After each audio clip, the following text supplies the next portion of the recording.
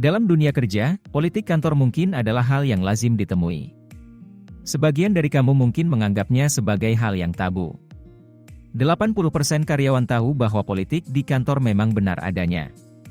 Saat tidak mengetahui politik kantor, bisa jadi, kamu akan dipermainkan oleh rekan kerjamu sendiri untuk mencapai tujuan yang dia inginkan. Tidak ingin berhadapan dengan hal seperti itu? Ayo kita bahas di video ini.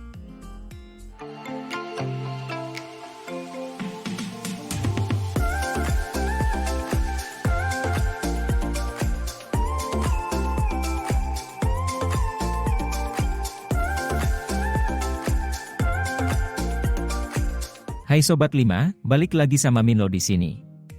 Di video kali ini, Minlo akan membahas mengenai 5 hal yang harus dihindari dari politik kantor. Politik kantor merupakan suatu aktivitas yang dilakukan oleh seorang individu atau kelompok untuk dapat meningkatkan status kerja berupa kenaikan jabatan, serta mewujudkan rencana pribadi yang telah dirangkai agar dapat bertahan di lingkungan kantor. Terkadang, untuk memuluskan jalan dalam menggapai hal tersebut, seorang individu rela mengorbankan rekan kerja, teman, bahkan atasannya sendiri untuk melancarkan jalan menuju tujuan yang ingin ia raih. Berikut adalah beberapa hal yang harus dihindari dari politik kantor. Sebelum kita masuk ke materinya, like dan subscribe dulu ya. Terima kasih. Yang pertama yaitu membicarakan orang lain. Mengetahui keburukan seseorang merupakan hal yang terkadang menjadi hal yang menyenangkan. Tidak hanya kaum wanita, kaum pria pun senang apabila mengetahui keburukan atau kekurangan seseorang, karena hal itu dapat menjadi senjata untuk melawan orang tersebut. Bergosip mengenai keburukan kolega atau bahkan atasan di kantor sudah menjadi hal yang lumrah terjadi. Demi untuk mendapatkan atensi lebih dari atasan, kadangkala karyawan menyebarkan gosip terkait kekurangan atau keburukan dari kolega agar ia dapat terlihat lebih baik dari orang tersebut. Apabila kamu berada di situasi tersebut, kamu bisa menerapkan sikap menjadi seorang pendengar saja, atau bahkan menolak untuk membicarakan hal tersebut dengan mengalihkan pembicaraan ke hal lain. Karena selain membuat tingkat kondusivitas di kantor berkurang, bergosip hanya akan menyudutkan satu pihak dan akan berimbas pada berkurangnya kepercayaan orang terhadap kamu, karena kamu dianggap tidak bisa dipercaya dan bermulut besar. Dengan menahan diri untuk tidak ikut ke lingkungan tersebut, kamu telah berusaha menghargai rekan kerja, dan telah bersikap profesional. Yang kedua yaitu membuat drama. Tidaklah asing istilah drama kantor di telinga para pekerja.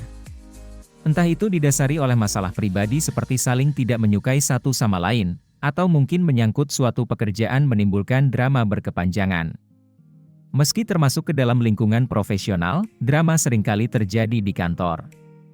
Semua karyawan di suatu perusahaan pastilah setuju bahwa bekerja sekurang-kurangnya 8 jam sehari dengan beban tanggung jawab pekerjaan yang diberikan di setiap harinya sangat menguras tenaga. Apabila ditambah dengan hal yang tidak sebenarnya tidak perlu dihiraukan seperti drama yang terjadi, akan menjadikan diri merasa lebih lelah karenanya. Oleh karena itu hindarilah drama atau membuat drama di kantor. Karena hal tersebut merupakan sikap yang tidak profesional dan juga dapat membuat kondisi kantor baik itu hubungan antara kolega maupun hubungan pekerjaan akan menjadi buruk. Yang ketiga yaitu mengorbankan orang lain. Dunia pekerjaan mewajibkan kita untuk bisa bekerja sama dengan orang lain tanpa terkecuali, baik itu antar kolega dalam satu divisi maupun antar divisi. Terkadang pekerjaan tidak dapat dilakukan atau bahkan tersendat karena kita perlu menunggu hasil pekerjaan orang lain terlebih dahulu. Namun, seringkali orang lain tersebut sengaja memperlama pekerjaannya agar kita hanya memiliki waktu yang sedikit untuk mengerjakannya. Hal tersebut sengaja dilakukan agar ia dapat terlihat lebih baik daripada kita yang mengerjakan setelahnya.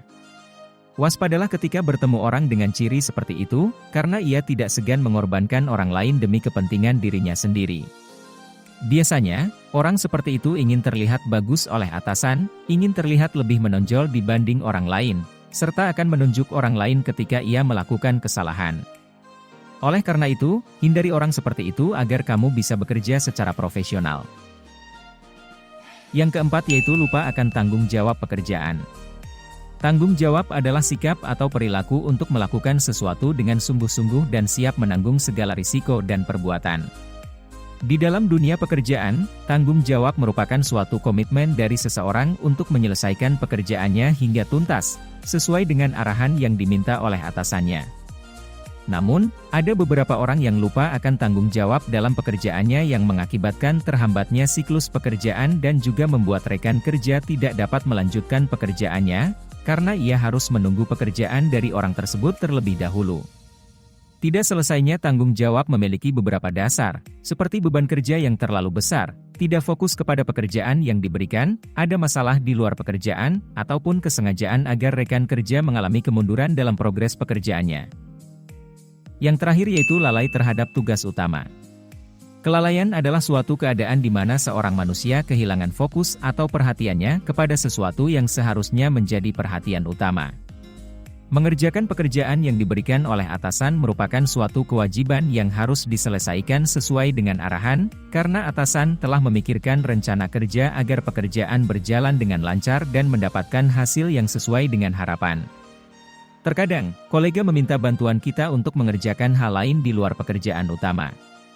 Hal tersebut membuat kita bimbang apakah harus mengerjakan pekerjaan utama kita atau membantu kolega, yang terkadang membuat kita lalai terhadap tugas utama yang diberikan.